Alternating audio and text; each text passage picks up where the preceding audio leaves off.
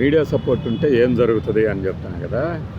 తండేల్ సినిమాకి సంబంధించి మనం ఒక చిన్న రివ్యూ ఒకటి రాత్రి పెట్టాము 2 days బ్యాక్. అసలు ఆ తండేల్లో నిజంగా జరిగిన సంఘటన అని చెప్తూ సుష్మా స్వరాజ్ గారి ఆఖరి సంతకం కింద అలా చేశారు ఇలా చేశారు అని చెప్పారు. కానీ తర్వాత మన వాళ్ళు చాలామంది చాలా వీడియోలు చేశారు, చాలామంది చెప్పుకొచ్చారు కూడా.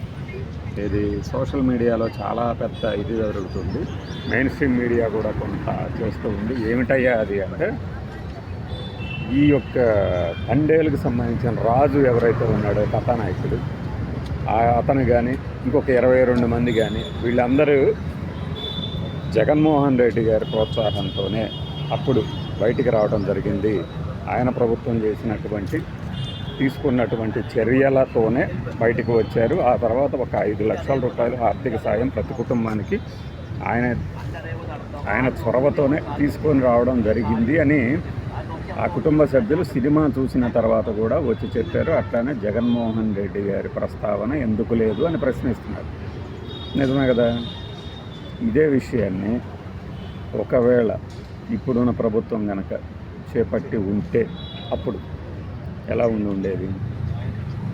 అసలు ఈ సినిమాకి ఆ ప్రభుత్వానికి సంబంధం ఏంటో తెలుసా అని గమనించి ఆ చొరవే ఈ సినిమాకి పునాది అని ఇంకొకళ్ళు రకరకాలు వాళ్ళ పేర్లు వీళ్ళు ఇక చెప్పకుండా ఎందుకు దాచడం. ఇదే చంద్రబాబు నాయుడు గారి ప్రభుత్వం కనుక చేసి ఉంటే, అప్పట్లో సాయం చేసి ఉంటే, డిప్యూటీ సీఎం ఎలా చేసి ఉండేవాడు.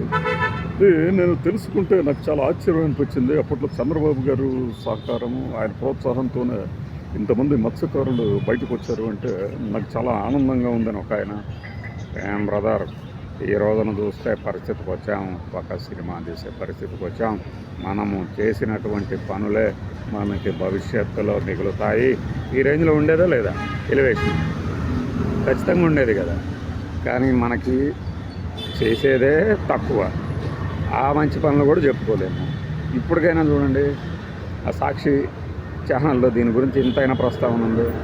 ఎవరో రవిప్రకాష్ పెట్టుకున్న ఛానల్లో విజయనగరం వాళ్ళు, ఆర్టీవీ వాళ్ళు, ఆ బిగ్ టీవీ వాళ్ళు వెళ్ళి, అంటే వాళ్ళ వ్యూస్ కోసం తప్పదు కదా, ఏది ట్రెండింగ్ ఐటమో దాన్ని చూపించాలి కదా. దానికోసం అని చెప్పేసి వాళ్ళు వెళ్ళి నిజంగా 22 మంది కుటుంబ సభ్యులతో మాట్లాడిస్తున్నారు తప్పితే ఈ సాక్షికి బుద్ధి ఉందా? ఎలివేషన్ ఎలా వేసుకోవాలో తెలుసా? తెలియదు. అందుకని కొంతమంది మన వాళ్ళని అడుగుతూ ఉంటారు, అన్నా మీరు సాక్షి కూడా చూడండి, సాక్షిలో కూడా చాలా మీరు చెప్పినట్టే వ్యంగ్యంగా ఉంటే అసలు తట్టుకోలేమో, అబద్ధాలు చెప్తూ ఉంటారు. సాక్షిని అందుకే కదా చూడరు.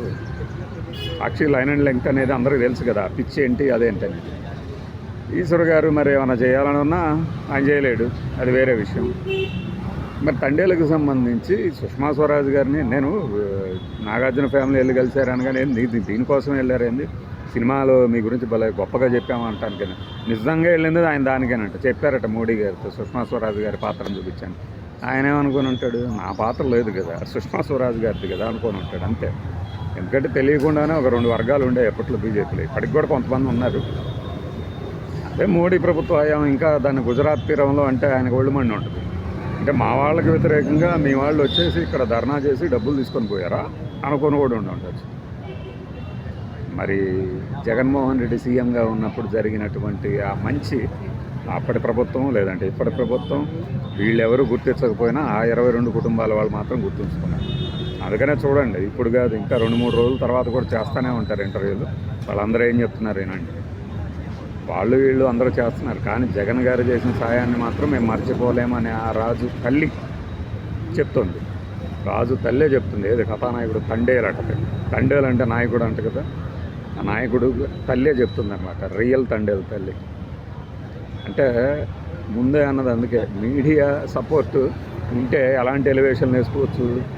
మనం ప్రచారం చేసిన చోట ఒక చోట గెలిచినా కూడా అద్భుతం, 32 ఏళ్ల తర్వాత లెక్కలేస్తాం. 93 తర్వాత బీజేపీ ఇప్పుడు గెలిచిందంటేనే ఎక్కడైనా అదే కదా. అది వదిలేసి మా నాయకుడు చేసిన చోటే గెలిచింది అనే ఎలివేషన్ వేయగలిగిన సామర్థ్యం, తెలివితేటలు, చాకచక్యం, చాతుర్యం, ఇక రకరకాల ఉపమానాలన్నీ వాడుకోవచ్చు. మరి మనవాళ్ళు చేసిన దాన్ని కూడా చెప్పుకోలేదు. మళ్ళీ మనవాళ్ళు అనగానే నువ్వు అదే కదా ఇదే కదా అనుకుంటుంది. కొద్దిగైనా జ్ఞానం ఉండాలి కదా. ఏం ట్రెండ్ అవుతుంది, సోషల్ మీడియాని ఫాలో అవ్వండి, అవసరమైంది తీసుకోండి, చెడుని వదిలేసి మంచిని పెట్టుకోండి. ఇప్పుడు ఆయన చేసిన మంచినే కదా చూపించమంటాం. అవి ఎటు చూపించవు వాళ్ళ డిస్కషన్లు వేరే ఉంటాయి. అవి వాటి గురించి మాట్లాడుకుందాం. బాయ్.